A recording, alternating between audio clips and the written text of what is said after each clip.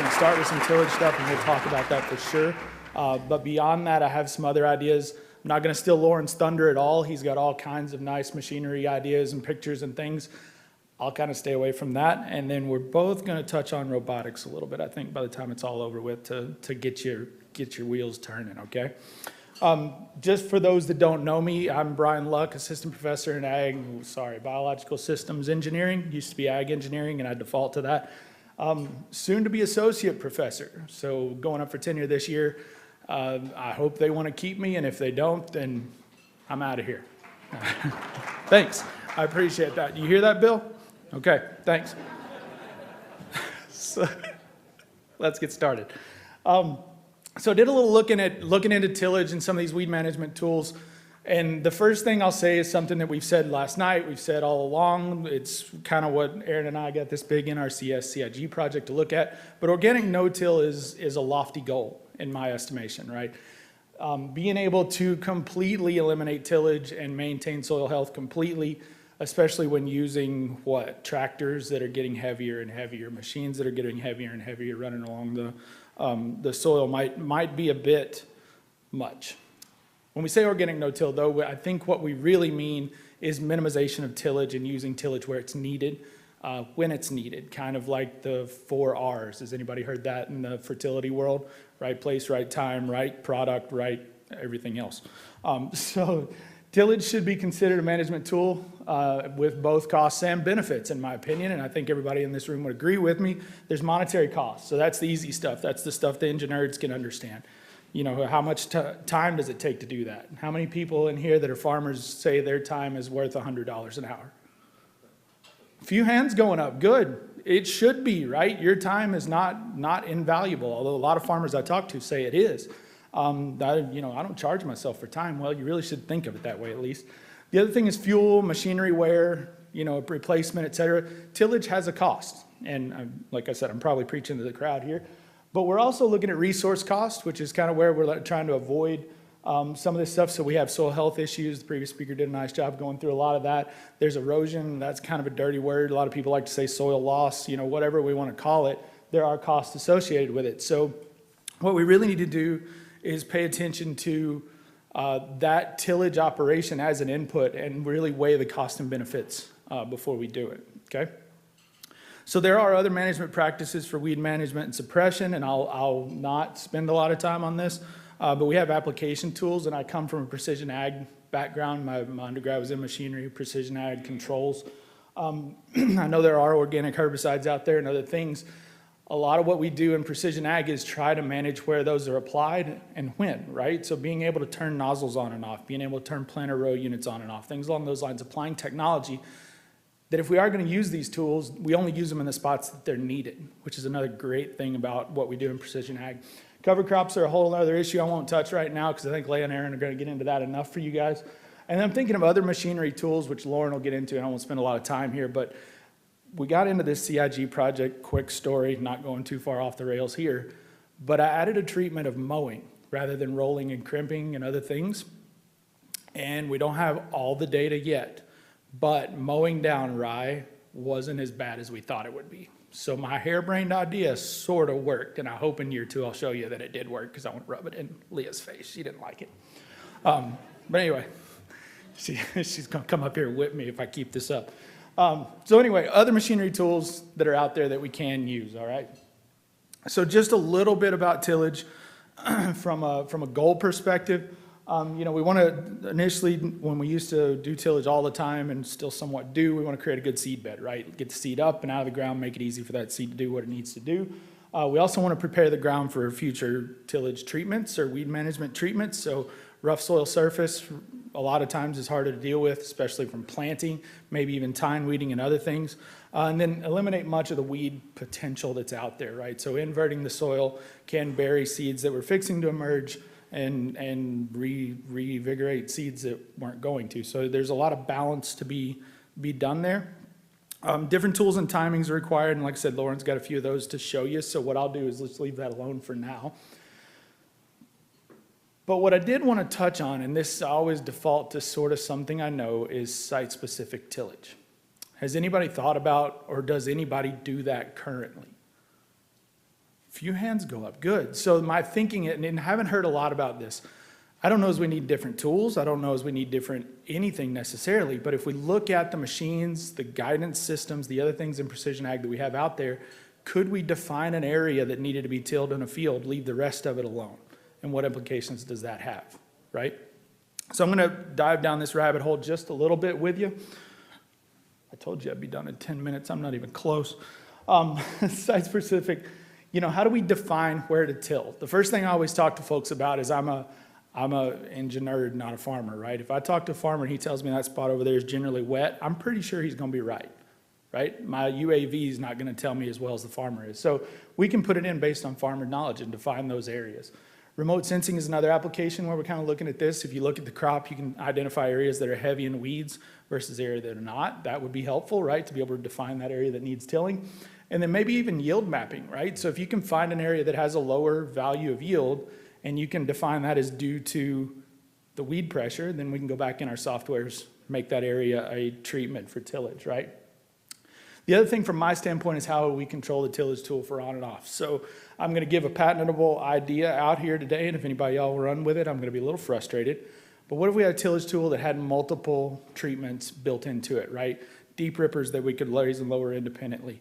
Vertical tillage, things that we could raise and lower independently. Harrows and other things that we could do all independently and treat different areas with different treatments on a single pass through the field. I think that's a heck of an idea. Y'all are looking at me like I'm stupid. Maybe I am.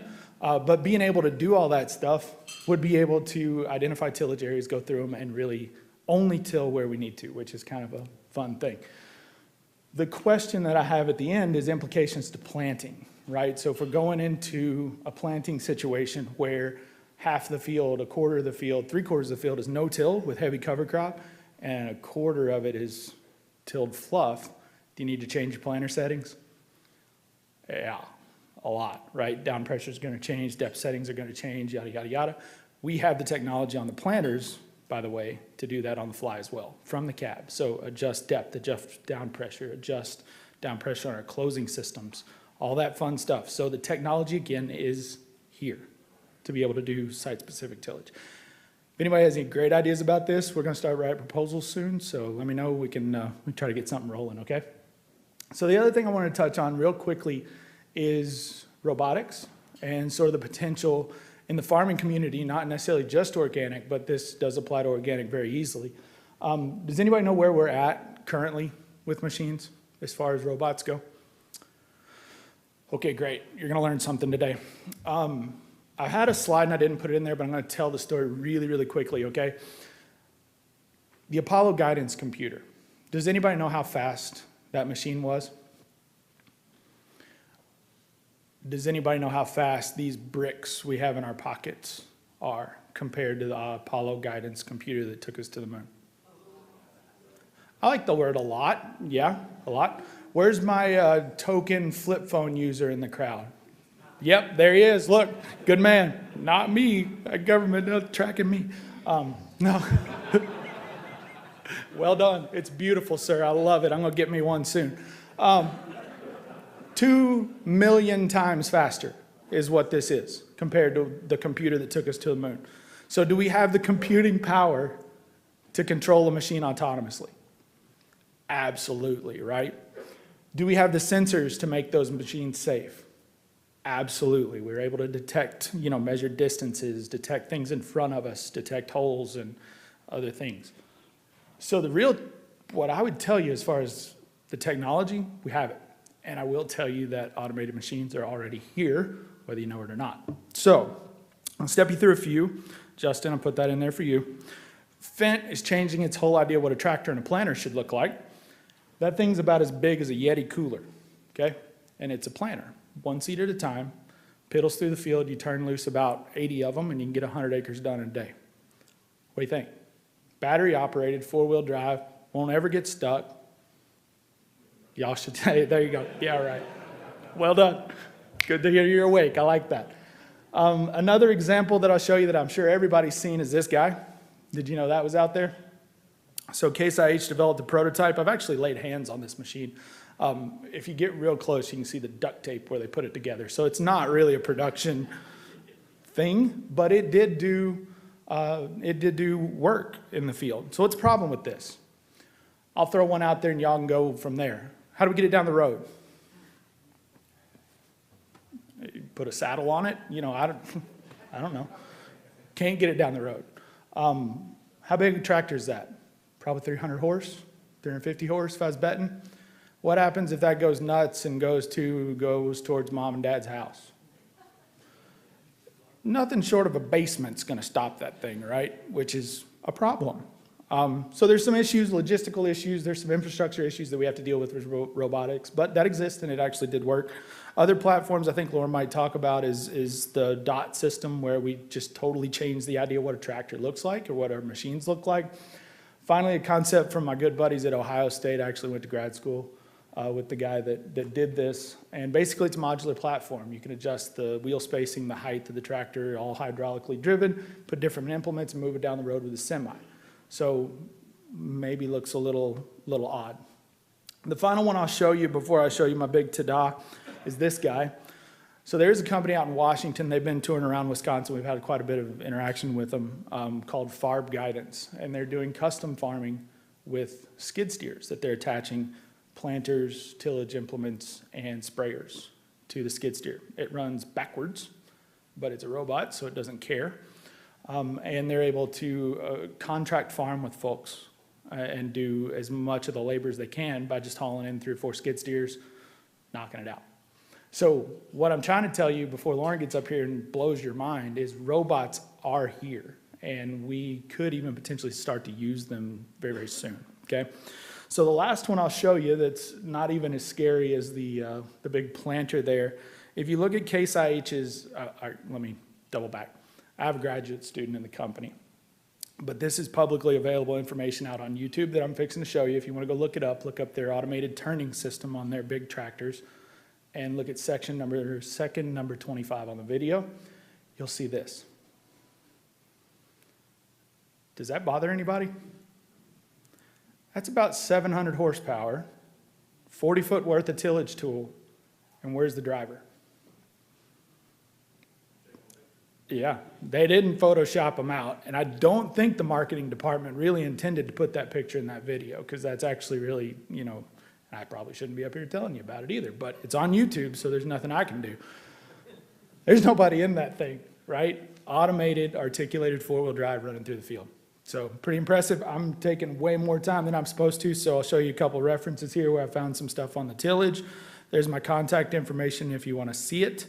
And we're going to take questions at the end, so I'll just switch over to Lauren's presentation, and y'all can ask questions when we get done, okay?